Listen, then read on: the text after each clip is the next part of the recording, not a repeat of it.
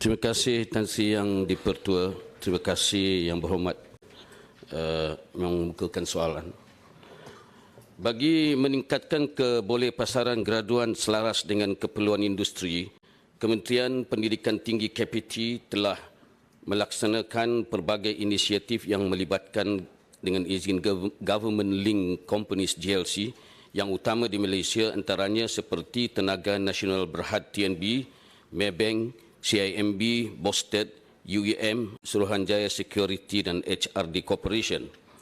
Antara inisiatif yang telah dilaksanakan oleh KPT adalah program dengan izin CEO at Faculty Program CFP.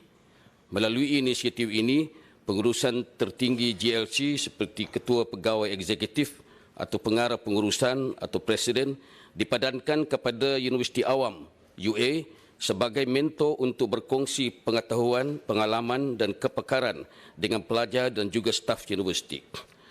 Perkongsian dan panduan oleh tokoh-tokoh industri ini akan memberikan gambaran yang lebih jelas kepada pelajar dan staf universiti mengenai perkembangan terkini dan keperluan industri. Justru itu, para pelajar akan lebih bersedia untuk menghadapi alam pekerjaan. Penglibatan pengurusan tertinggi GLC ini dengan UA juga akan membuka ruang dan peluang kerjasama antara universiti dan GLC, terutamanya dalam penyediaan modul dan kurikulum yang selari dengan keperluan industri bagi memastikan graduan yang dihasilkan memenuhi permintaan industri, justru meningkatkan kebolepasaran graduan.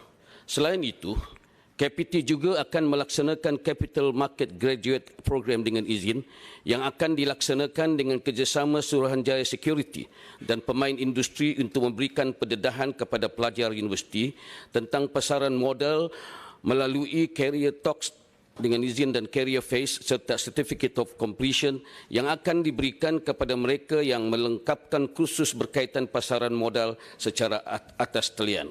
Di peringkat Politeknik dan College Community, KPT telah memperkenalkan Teaching Factory atau Industry on Campus IOC yang merupakan kaedah pembelajaran yang berfokus kepada pelajar atau pelatih dengan menggunakan pendekatan pelajar daripada industri sebenar sama ada di dalam premis institusi atau premis industri atau premis sewaan lain. Konsep IOC adalah berpusat pada latihan amali berasaskan kerja atau dengan izin Work-Based Learning WBL. Inisiatif ini merangkumi penglibatan industri bidang tertentu dalam program pengajian di Politeknik dan College Community. Melalui penglibatan aktif pelajar dalam latihan di IOC, pelajar dapat memperoleh manfaat seperti berikut.